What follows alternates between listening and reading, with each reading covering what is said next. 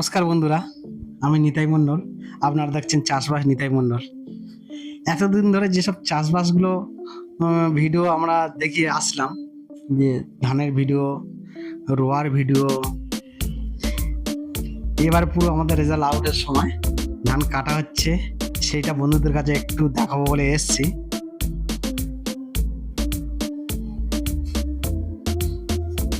এটা হচ্ছে ধান কাটা মেশিন। বর্তমান সময়ে আর কেউ কিন্তু হাতে কাটে না। হাতে কাটবে কি, এখনকার যা রোদের ঠেলা, যারা লাভছে চাষিরা বুঝতেই পারতেছে, 10টা 11টা পর্যন্ত করে মাঠে থাকতে পারছে না, এত প্রচন্ড রোদ এই সময়।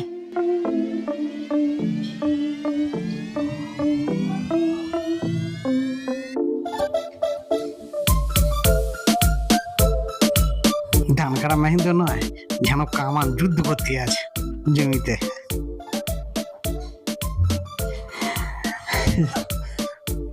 ভারত পাকিস্তানের যেরকম যুদ্ধ ব্যাপারটা বন্ধুরা, মেশিনগুলো এত হ্যাপা হতে হয় না। যদি মাটি শুকনো থাকে, মাটি তো শুকনো নয়, মাঝে মধ্যে বৃষ্টি হয়েছে, প্রতিটা জমি কিন্তু প্রতিটা মাঠে জল, আর জল একটু ভালো পরিমাণে থাকলে হয়, কিন্তু ভালো পরিমাণে নয়, হালকা হালকা জল কাদা। মেশিনে খুব ডিস্টার্ব হয় এইভাবে ধান কাটতে, তাই ঘুরে ঘুরে ধান কাটতে হচ্ছে। আর বর্তমানে আমাদের দক্ষিণ 24 পরগনা জেলার জমিগুলো খুব ছোট ছোট দাগ, 2 বিঘে 4 বিঘে 5 বিঘে করে দাগ, আর বেশিরভাগ আলঘে। তাই এই ধান কাটা মেশিন দিয়ে কাটতে গেলে খুব সমস্যা হয়। বন্ধুরা, গাড়িটা যাচ্ছে, দেখা পাচ্ছ কতটা করে ডেবে যাচ্ছে কাদাইতে।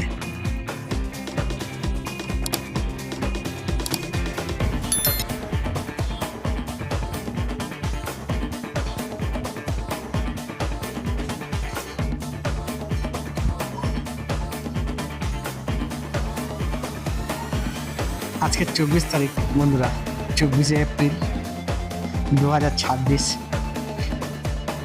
ধান কাটা মোটামুটি শুরু হয়ে গেছে সব জায়গায়, অনেকটা কাটা হয়ে গেছে।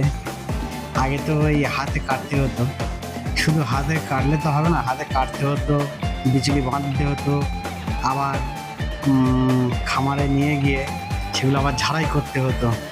মানে খুব খুব কষ্টর ব্যাপার ছিল, তবে খড়গুলো পাওয়া যেত। বর্তমান সময়ে ধান কাটা মেশিন আনছে, একবার পরিষ্কার করে ধান কেটে একটু শুকিয়ে নিতে হবে, 3 দিন 4 দিন শুকোতে হবে, না তো ওই ধান ওইভাবে রেখে দিলে নষ্ট হয়ে যায়। দাগটা কিরম হয়ে যাচ্ছে দেখা যাচ্ছে বন্ধুরা। বিএসএফের ট্যাঙ্কার চলছে এখানে।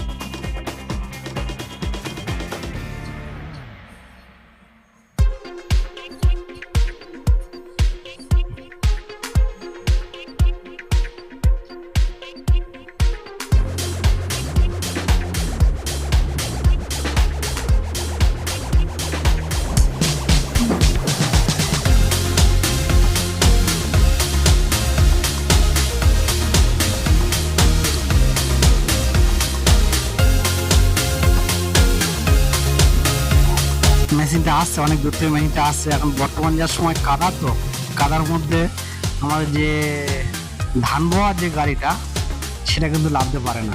ট্রলি গাড়ি, ট্র্যাক্টরের পিছনে ট্রলি লাগানো থাকে, একবারে ওখানেই ট্রলির ওপর ঢেলে দেয়, দিলে ট্রলিটা নিয়ে গিয়ে আবার গন্তব্যস্থলে পুরোই প্লাস্টিক পাতা থাকে, প্লাস্টিকের উপর ঢেলে দেয়, আমাদের শুকানো হয়।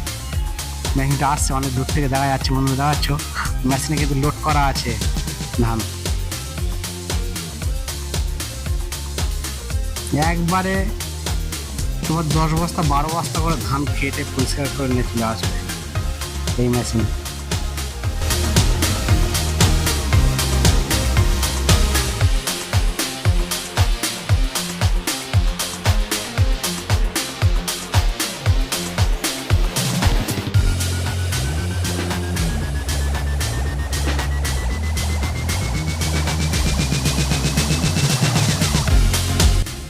প্রচুর জল কাদা, এরকম জল কাদা থাকলে খুব সমস্যা হয় ধান কাটতে। আর জমিগুলো খালা উঁচু বড্ড বেশি হয়ে যায়, ছোট ট্র্যাক্টর আর লাভতে পারে না পরের চাষে।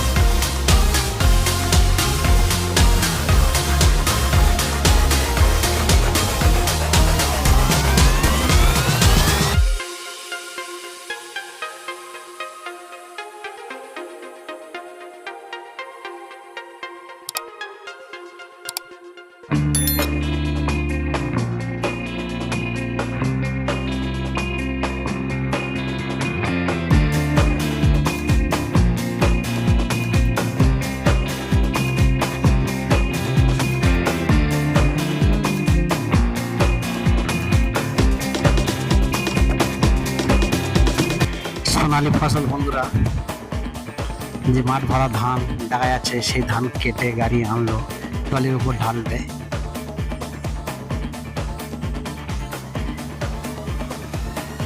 বর্তমান টেকনোলজি প্রচুর হাই, যার জন্য এমন সুন্দর হয়।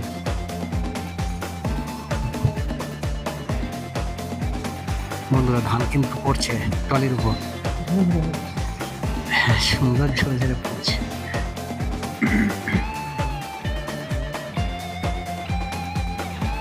মহলারের মতো পড়ছে না, পুরো গাড়ি লোড হয়ে যাবে। ও ট্যাঙ্কারের দেখ এতটা আছে ধান, পুরো গাড়ি লোড।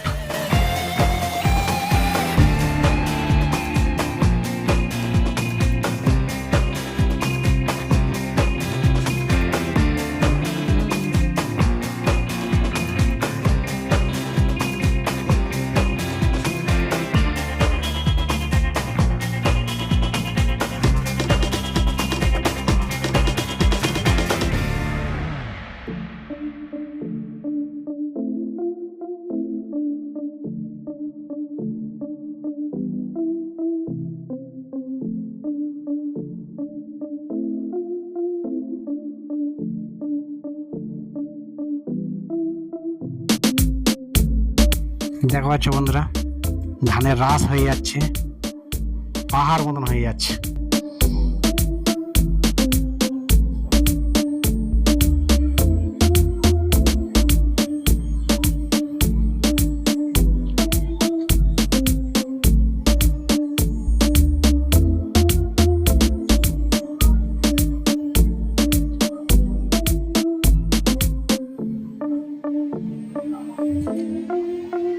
এবারে এই ট্রলি ট্রাক্টর কিন্তু ধান লোড করা ধান অবস্থা নিয়ে চলে যাবে।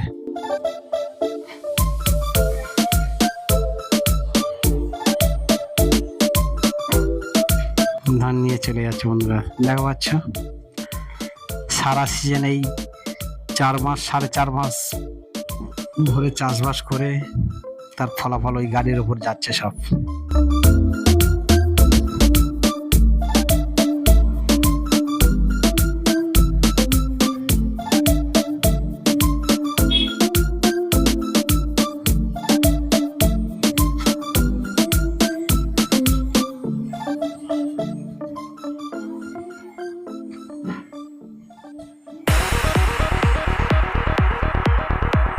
জমির মালিক পিছনে যাচ্ছে, ওনারই ধান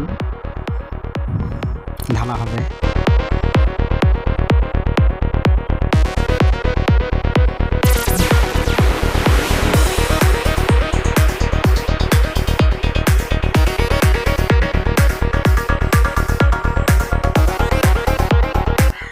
বন্ধুরা কেউ খেয়াল করনি, এবছর ফার্স্ট টাইমে যে একটা বৃষ্টি হয়েছে, খুব খারাপ বৃষ্টি, বিষাক্ত বৃষ্টি বললে খারাপ হবে না।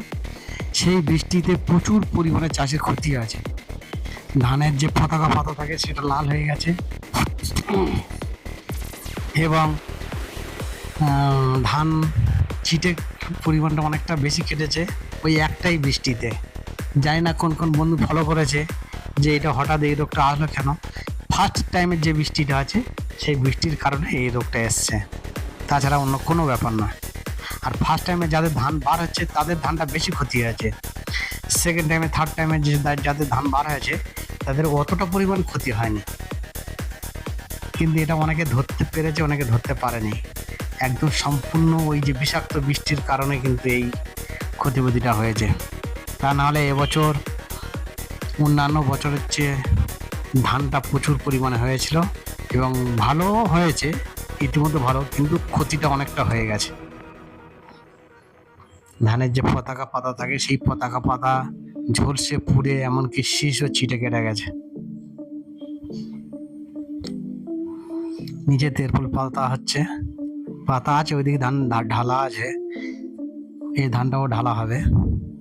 ওই দেখা যাচ্ছে বন্ধুরা, দেওয়া হচ্ছে ওইদিকে সব ঢিপি ঢিপি করে থুয়ে এসছে।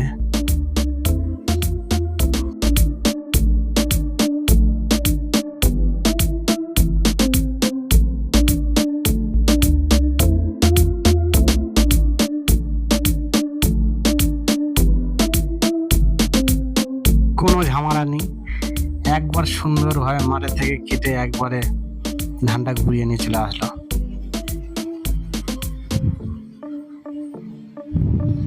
আমরা যে সময় চাষ করতাম সেই সময় ধান কাটতে হবে,